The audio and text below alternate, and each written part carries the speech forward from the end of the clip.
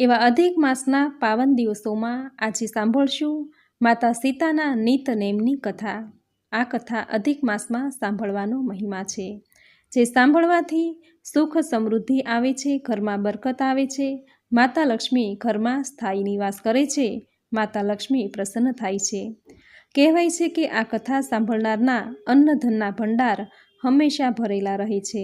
આવો મહિમા છે નિત્ય આ કથા સાંભળવાનો। તો મિત્રો, આજના દિવસે માતા સીતાના નિતનેમની કથા સાંભળી આજના દિવસને પાવન બનાવીએ। બોલો માતા સીતાની જય, બોલો ભગવાન પુરુષોત્તમ રાયની જય। માતા સીતાને નિત્ય ભગવાનની વાર્તા કહેવાનું નિયમ હતું। સીતા માતા આ વાર્તા કહેતા અને ભગવાન શ્રીરામ આ વાર્તા સાંભળતા। એક દિવસ ભગવાન શ્રીરામને કોઈ કામ માટે બહાર જવાનું થયું, ત્યારે સીતા માતાએ કહ્યું કે પ્રભુ, 12 વર્ષથી મારા નિતનેમ છે, જો તમે હવે બહાર જશો તો હું મારી વાર્તા કોને કહીશ? ત્યારે ભગવાન શ્રીરામે કહ્યું કે તમે કૂવાની પાળે જઈને બેસો, ત્યાં સ્ત્રીઓ પાણી ભરવા આવશે, તેમને તમે તમારી વાર્તા કહેજો। સીતા માતા કૂવાના નાળા પાસે જઈ અને બેસી ગયા। ત્યાં એક સ્ત્રી આવી, તેણે રેશમી જરી સાડી પહેરેલી હતી, તેણે સોનાની માટલી લીધી હતી। સીતા માતા તેને જોઈને કહે છે કે બહેન, મારી 12 વર્ષની નિતનામ સાંભળ। પરંતુ મહિલાએ કહ્યું કે જો હું તારી નિતનામ સાંભળીશ તો મને ઘરે જવામાં મોડું થશે અને મારા સાસુ મારી સાથે મારપીટ કરશે। તેણે વાર્તા સાંભળી નહીં અને ત્યાંથી ચાલી ગઈ। તેણે રેશમી ઝરમરની સાડી પહેરેલી હતી, તે ફાટી ગઈ। સોનાનો ઘોડો હતો, તે માટીનો બની ગયો। જ્યારે સાસુએ જોયું તો તેણે પૂછ્યું કે તે કોનો દોષ માથે લઈને આવી છે? પુત્રવધુએ કહ્યું કે એક મહિલા કૂવા પર બેઠી હતી, તેણે વાર્તા સાંભળવાનું કહ્યું, પરંતુ મેં સાંભળ્યું નહીં, જેનું આ પરિણામ છે। પુત્રવધુની વાત સાંભળીને બીજા દિવસે જ સાસુએ સાડી અને માટલી લઈને કૂવા પર ગઈ। જ્યારે સાસુએ માતા સીતાને ત્યાં બેસેલી જોઈ ત્યારે માતા સીતાએ કહ્યું કે બહેન, મારી વાર્તા સાંભળો। સાસુ તો વાર્તા સાંભળવા બેસી ગઈ। માતા સીતાએ વાર્તા કહેવાની શરૂ કરી। રામ આવ્યા, લક્ષ્મણ આવ્યા, દેશના પૂજારીઓ આવ્યા, નિતનેમનું નામ લાવ્યા, રામ આવો, રામ બેસો। રાંધેલી રસોઈ જમો રામ, માખણ મિશ્રી ખાવો રામ, દૂધ પતાશા પીઓ રામ, હિંડોળા ખાટી ઝૂલો રામ, મલમલ રજાઈમાં સૂવો રામ, શાલ દુશાલા ઓઢો રામ, જ્યારે બોલું જય શ્રી રામ, રામ કરાવે સહુના કામ, ખાલી ઘરના ભંડાર ભરે, બધાનો બેડો પાર કરે, શ્રીરામ જય રામ જય જય રામ, શ્રીરામ જય રામ જય જય રામ।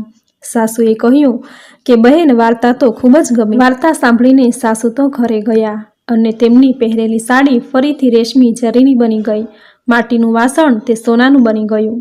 પુત્રવધુ સાસુને કહેવા લાગી કે તમે આ બધું કેવી રીતે કર્યું? સાસુએ કહ્યું કે વહુ, તું દોષ લઈને આવી હતી અને હવે હું એ દોષ દૂર કરીને આવી છું। પુત્રવધુએ પૂછ્યું કે તે કૂવા પાસે બેઠેલી સ્ત્રી કોણ હતી? સાસુએ કહ્યું કે તે માતા સીતા હતા, તે જૂનામાંથી નવું બનાવે છે અને ઘરના ખાલી ભંડાર ભરી દે છે, ઘરમાં લક્ષ્મીજીનો વાસ કરાવે છે, જે વ્યક્તિની દરેક મનોકામના પૂર્ણ કરે છે। પુત્રવધુએ કહ્યું કે મને પણ આવી વાર્તા કહો। તો સાસુએ વાર્તા કહેવાનું શરૂ કર્યું કે રામ આવ્યા, લક્ષ્મણ આવ્યા, દેશના પૂજારીઓ આવ્યા, નિતનેમનું નિયમ લાવ્યા, રામ આવો, રામ બેસો। રાંધેલી રસોઈ જમો રામ, માખણ મિશ્રી ખાવો રામ, દૂધ પતાશા પીઓ રામ, હિંડોળા ખાટે ઝૂલો રામ, મલમલ રજાઈમાં સૂવો રામ, શાલ દુશાલા ઓઢો રામ, જ્યારે બોલું જય શ્રી રામ, રામ કરાવે સહુના કામ, ખાલી ઘરના ભંડાર ભરે, બધાનો બેડો પાર કરે, શ્રીરામ જય રામ જય જય રામ, શ્રીરામ જય રામ જય જય રામ। વાર્તા સાંભળીને પુત્રવધુ કહે છે કે માં, વાર્તા તો બહુ જ સારી છે। હવે સાસુ વહુ રોજ સવારે વહેલા ઉઠે છે, સ્નાન કાર્યથી પરવારી પૂજા અર્ચના કરી અને નિતનેમની સીતાની કથા કહે છે। એક દિવસ પડોશની એક સ્ત્રી તેના ઘરે આવી અને અગ્નિ પ્રગટાવવા દેવતા માંગ્યા। ત્યારે તેમણે કહ્યું કે હજી અમે દેવતા નથી પ્રગટાવ્યા। તો પડોશીએ કહ્યું કે તમે સવારે 4 વાગ્યાથી ઉઠીને શું કરો છો? ત્યારે તેમણે કહ્યું કે સવારે ઉઠીને અમે પૂજા કરીએ છીએ અને માતા સીતાના નિતનેમની કથા કરીએ છીએ। પડોશીએ તેને ફરીથી કહ્યું કે સીતા માતાની વાર્તા કહીને તમને શું મળ્યું?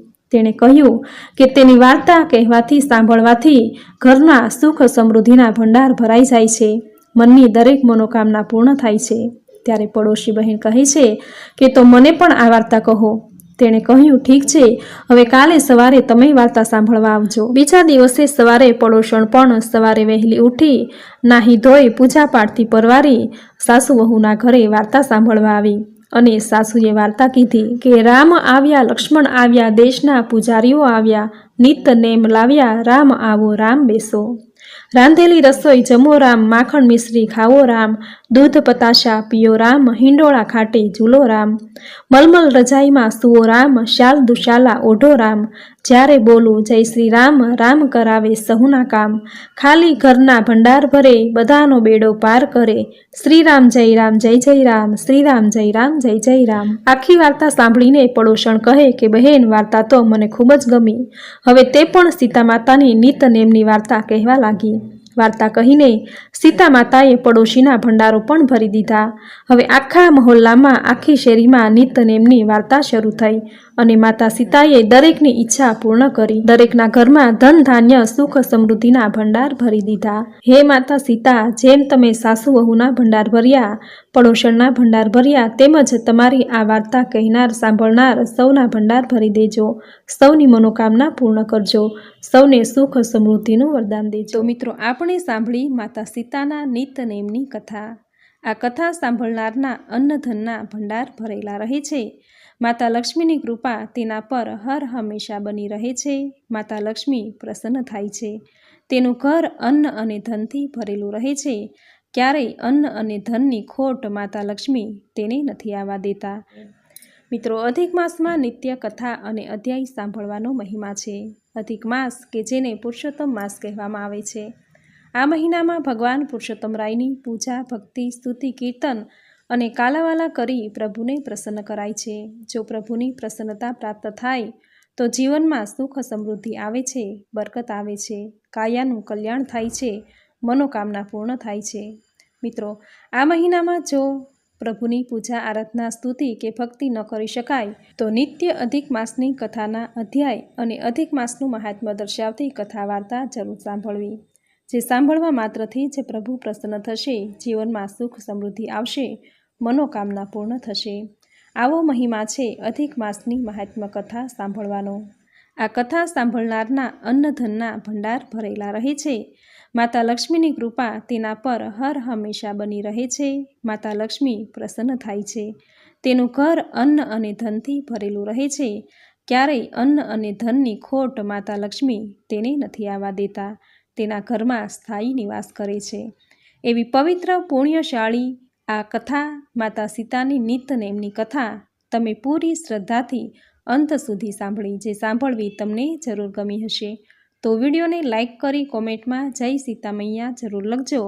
ચેનલ પર નવા છો તો ચેનલ સબસ્ક્રાઈબ કરી બાજુમાં બેલ આઇકન પ્રેસ કરી દેજો, જેથી આપણા આવનાર દરેક નવા વિડીયોની નોટિફિકેશન તમને મળતી રહે.